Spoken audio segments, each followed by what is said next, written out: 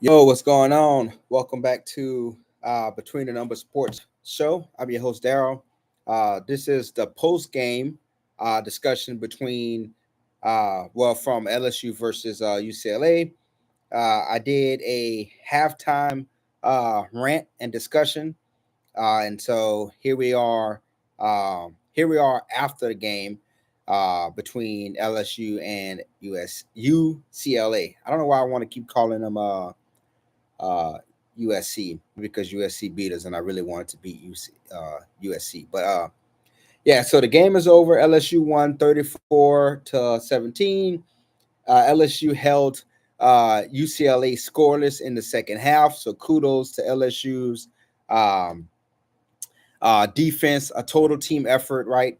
In the fourth quarter, LSU was able to score 10, and UCLA scored 0. And then again, in the third quarter, UCLA was held scoreless. So in the last two quarters, LSU scored a total of 17 to 0. The box score, right? Garrett Nussmeier had another good game, very efficient game. He had 32 completions uh, with 44 attempts for 352 passing yards. He averaged 8 yards per throw and had three touchdowns with no interceptions.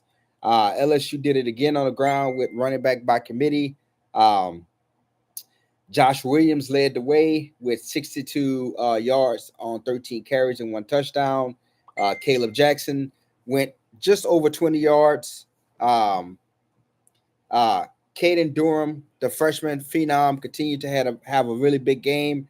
Um, he did it through the air, so he showed you that he can not only just run the ball, but he can catch too. So he had a nice touchdown reception and run. And so the team out of let's see, the four running backs who touched the ball, LSU was able to um, muster 102 rushing yards. So still not the best, but LSU is becoming more and more committed to running the ball. But back in the day, run running back would have over 100 rushing yards for LSU. This year they're doing it more so by committee. Uh, Wide receivers, Mason Taylor, he led the way with all wide receivers with 77 yards and 8 targets. He had no touchdowns. Kyle Parker, true freshman, had a very nice reception, 45 yards, a 45-yard TD. Again, K. Durham, he had a 40-yard catch and run for a touchdown.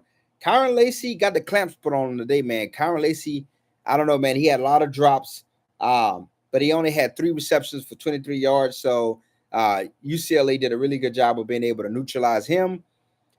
Caleb Jackson had a couple of catches so that Chadarius Green, Xavier Thomas had a touchdown through the air. Yeah, LSU was able to get a few turnovers. So that's always good. And you know, we're here for LSU. So let's just jump into some notes, right?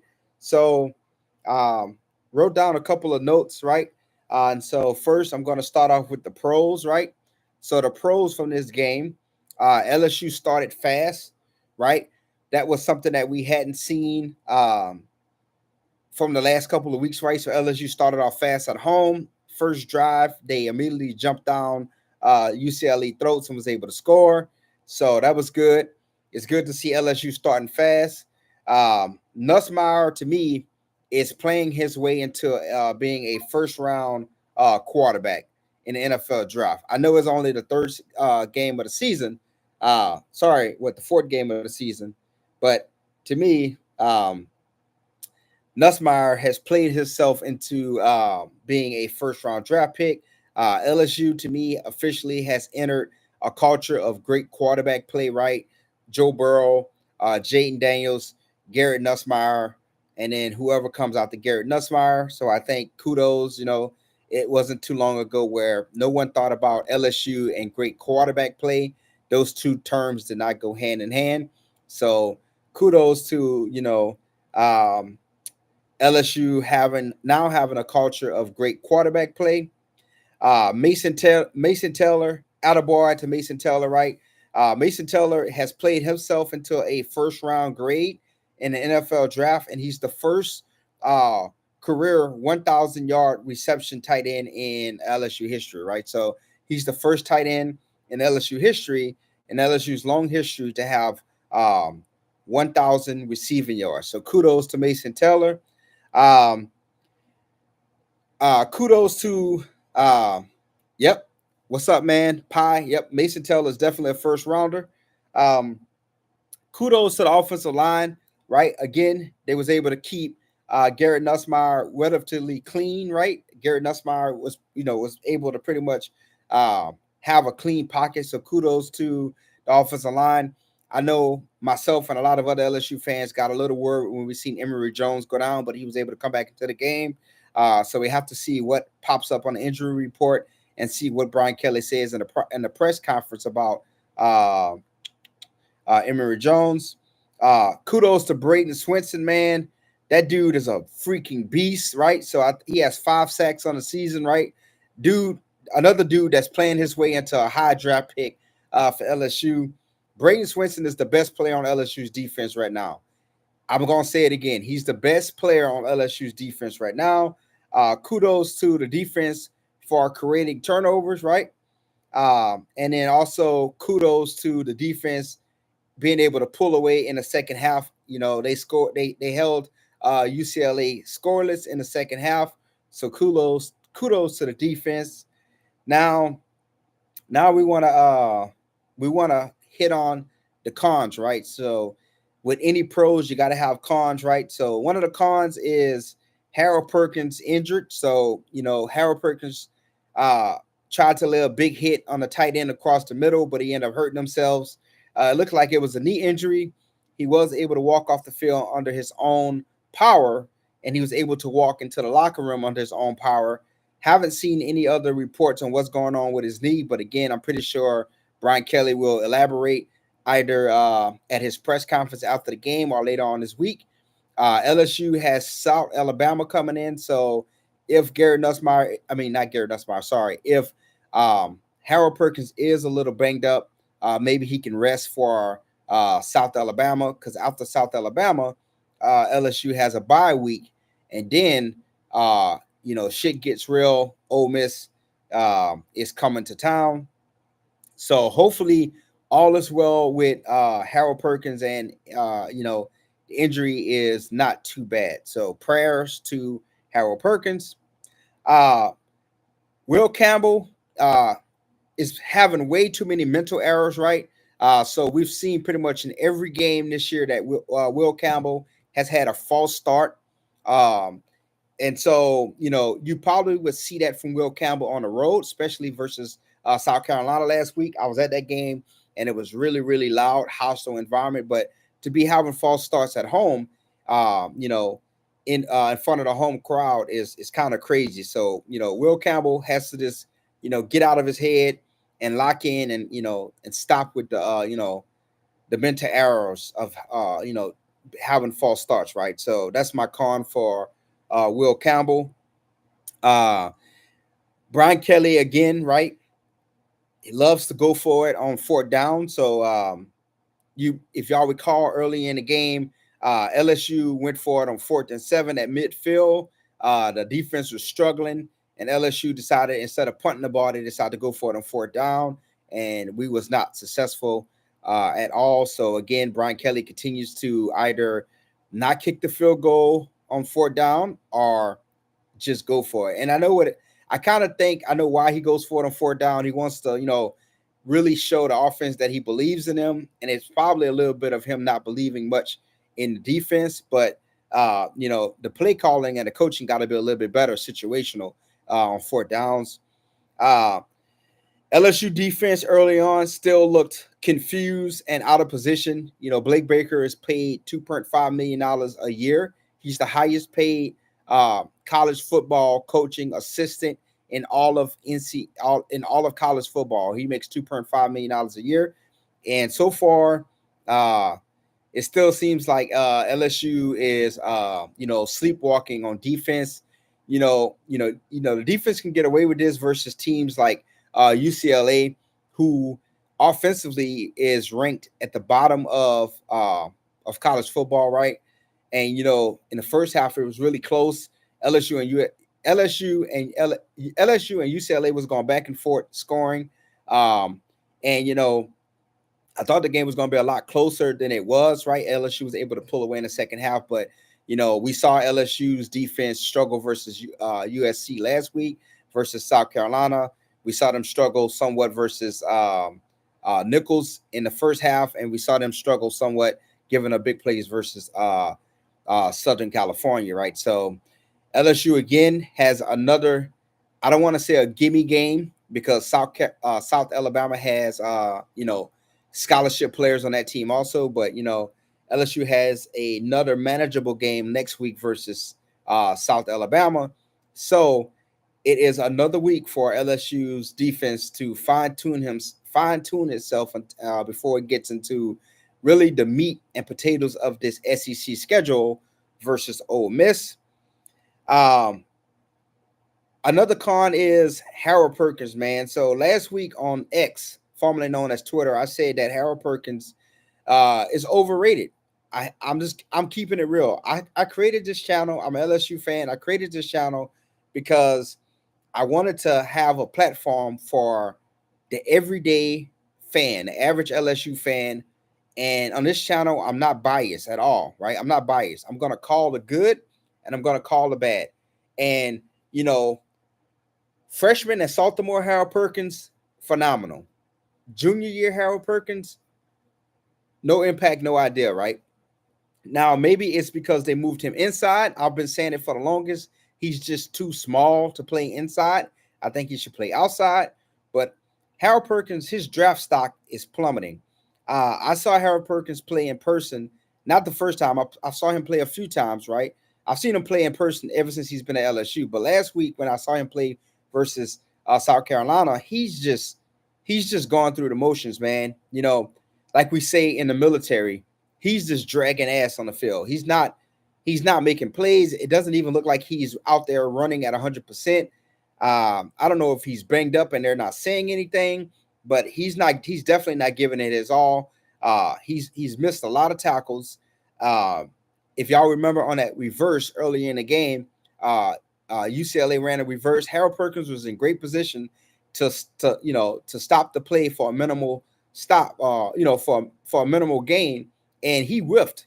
He whiffed on he whiffed on that tackle. Yep, his stock is lower. Yep, his stock is definitely lower. And um, you know, I I hate to call someone overrated, right? Because obviously Harold Perkins is playing at a way higher level than I ever played, right? But I don't know if it's because Brian Kelly and his defensive coaching staff moved him inside, so they got him out of position, or whether or not he's just not who we thought he was. But this is only the fourth game of the season, so he still has time to turn it around.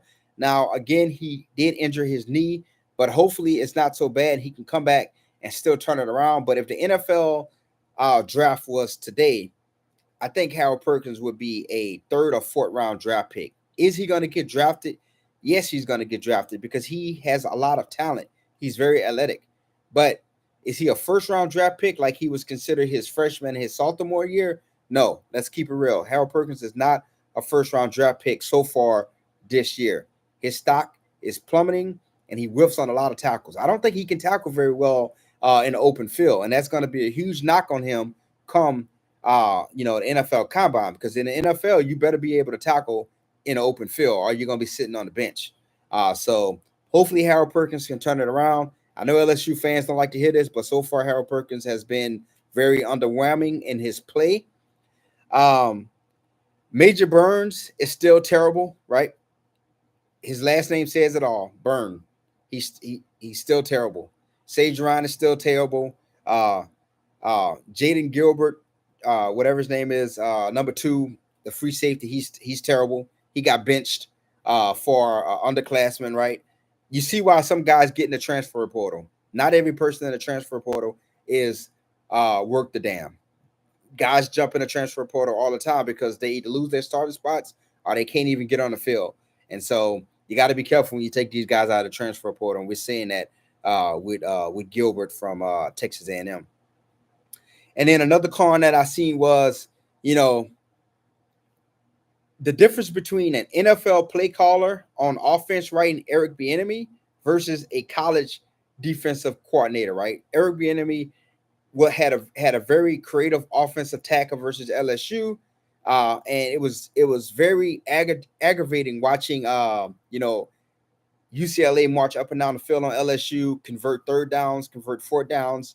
But you know that shows you the difference between an NFL play caller and Super Bowl champ in Eric Bieniemy and a college defensive coordinator in Blake Baker, right? Uh, if UCLA would have had better talent, uh, you know, it would have been a way closer, uncomfortable game for LSU. I still think the LSU would have been able to pull it off, but it would have been a lot more uh, difficult for LSU, right? I thought that the motions and the misdirections by Eric Bieniemy and that offense created a lot of problems for LSU. So you know, college football and the NFL is a copycat league. That's why teams watch film on other teams and players, and so they're gonna so you're gonna see other teams look at what UCLA was able to do versus LSU on the offensive side of the ball and look to implement that in their offensive attack going against LSU's defense. So uh, this offense that Eric Bieniemy brought, a pro style offense, was great for LSU because it gave LSU more to look at. They seen a pro style offense attack, and so that's only going to make this defense better. Hopefully, fingers crossed, moving forward this season because Lane Kiffin is going to bring one hell of an offensive attack versus LSU. But Ole Miss always has a way of pissing down their legs.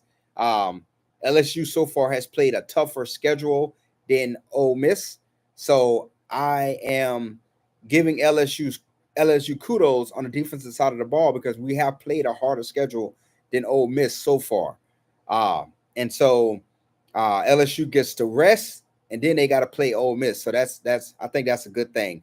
LSU will be rested. People that's injured can get better, right, and heal up, and then go from there.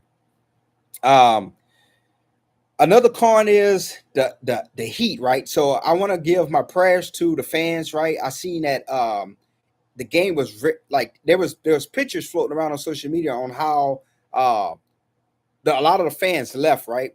And there was more fans in the shaded portion of the stadium than in the portion of the stadium that had a lot of sun. And I seen that over 70 fans that was at the game today, adults and children, had to be medevac to the hospital. So prayers to the fans that was affected by the sun.